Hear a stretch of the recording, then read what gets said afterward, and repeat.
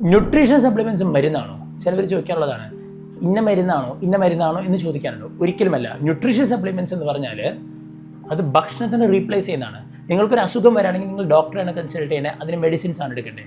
Nutrition supplements എന്ന് പറഞ്ഞാൽ ഭക്ഷണത്തിന് അല്ലെങ്കിൽ ഫുഡിനെ റീപ്ലേസ് ചെയ്യുന്നതാണ്. അതിനാണ് അതിന് ഫുഡ് സപ്ലിമെൻറ്റ്സ് എന്നും പറയുന്നത്. ശരിക്കും പറഞ്ഞാൽ വേൾഡ് ഹെൽത്ത് ഓർഗനൈസേഷൻ പറയുന്നത് വെച്ച് 99% വരുന്ന അസുഖങ്ങൾ വരാൻ കാരണം ലൈഫ് സ്റ്റൈലാണ്. കഴിക്കുന്ന ഭക്ഷണം, കുടിക്കുന്ന വെള്ളം, ശ്വസിക്കുന്ന വായു, ഇതിലൂടെയാണ് നമുക്ക് ഏറ്റവും കൂടുതൽ അസുഖങ്ങൾ വരുന്നത്. നമ്മുടെ ഫിറ്റ്നസിനെയും ലുക്സിനെയും ബാഡ് ആക്കുന്നതും ഈ കാര്യങ്ങൾ തന്നെയാണ്. ഇപ്പം നമ്മുടെ കേരളത്തിൽ നിന്ന് എടുക്കാം, എത്രയോ മരുന്നടിച്ച വസ്തുക്കളാണ് നമ്മൾ കഴിക്കുന്നത്. ഈവൻ വെജിറ്റബിൾസ് കൂടിയാണെങ്കിലും മരുന്നടിച്ച മറ്റ് സംസ്ഥാനത്തിൽ നിന്ന് വരുന്ന ഭക്ഷണങ്ങളാണ് നമ്മുടെ വേണ്ടപ്പെട്ടവരും കഴിക്കുന്നത്.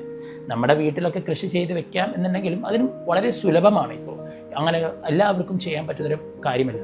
അതുകൊണ്ട് തന്നെ ഭൂരിഭാഗം നമ്മൾ കഴിക്കുന്ന വെജിറ്റബിൾസ് ആണെങ്കിലും അല്ലാത്തതാണെങ്കിലും മരുന്നടിച്ച കണ്ടാമിനേറ്റഡ് ആയിട്ടുള്ള ഫുഡായിരിക്കും നമ്മൾ ശരീരത്തിൽ ഇൻടേക്ക് ചെയ്യുന്നത്. അതുകൊണ്ടാണ് ഒരുപാട് അസുഖങ്ങൾ വരുന്നത്. അപ്പോൾ നമ്മുടെ ശരീരത്തിന് കൃത്യമായിട്ടുള്ള എൻസൈംസും പ്രോട്ടീൻസും ന്യൂട്രീഷൻസും കിട്ടുന്നില്ല. ഇവിടെയാണ് ഫുഡ് സപ്ലിമെൻറ്റ്സ് അല്ലെങ്കിൽ ന്യൂട്രീഷൻ സപ്ലിമെൻറ്റ്സിന് ഇമ്പോർട്ടൻസ് വരുന്നത്. Nutrition supplements, premium quality nutrition supplements, നല്ല ക്വാളിറ്റി ന്യൂട്രീഷൻ സപ്ലിമെൻറ്റ്സ് നമ്മൾ എടുക്കുകയാണെങ്കിൽ ശരീരത്തിൽ നമ്മുടെ ഫുഡിന് തരാൻ പറ്റാത്ത അല്ലെങ്കിൽ ഫുഡിന് തരുന്ന അതേ കാർബോയും പ്രോട്ടീൻസും ഒക്കെ നല്ല ക്വാളിറ്റിയിൽ നമ്മുടെ ശരീരത്തിന് കിട്ടും.